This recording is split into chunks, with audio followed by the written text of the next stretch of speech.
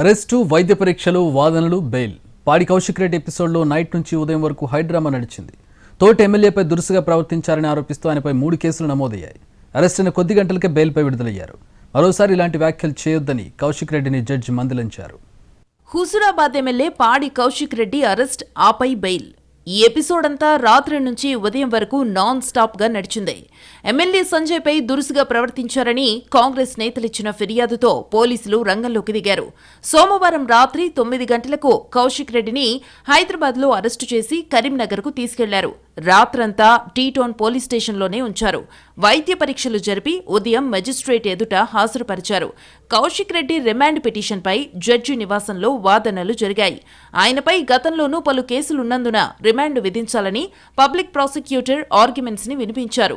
Condition బెయిల్పై ఉన్న కౌశిక్ నిబంధనలు ఉల్లంఘించారని పోలీసులు న్యాయమూర్తి దృష్టికి తీసుకెళ్లారు.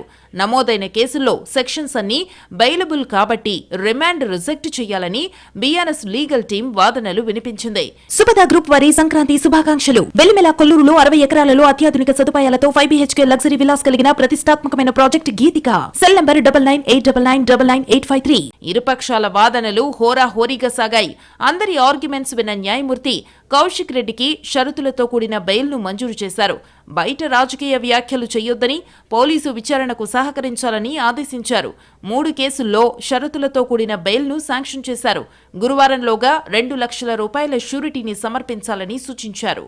బెయిల్పై బయటకొచ్చిన తరువాత కౌశిక్ రెడ్డి మాట్లాడారు. కష్టకాలంలో తనకు అండగా ఉన్నవారికి కృతజ్ఞతలు తెలిపారు.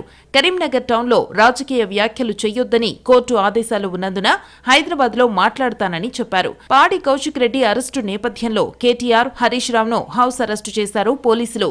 హరీష్ కరీంనగర్కు వెళ్తానని ప్రకటించడంతో ఆయన్ని ఇంటి దగ్గరే నిలువరించారు. కోకాపేటలోని హరీష్ నివాసం వద్ద పోలీసులు భారీగా మోహరించారు. గచ్చిబౌలిలోని కేటీఆర్ ఇంటి దగ్గర కూడా పోలీసులు ఉన్నారు. రాత్రి కౌశిక్ రెడ్డిని కరీంనగర్కు తరలించిన సమయంలో పోలీసులకు, బీఆర్ఎస్ శ్రేణులకు మధ్య వాగ్వాదం జరిగింది. దీనిని ముందుగానే ఊహించి భారీ బందోబస్తు ఏర్పాటు చేశారు. ఆందోళన చేసిన వారిని అరెస్టు చేశారు.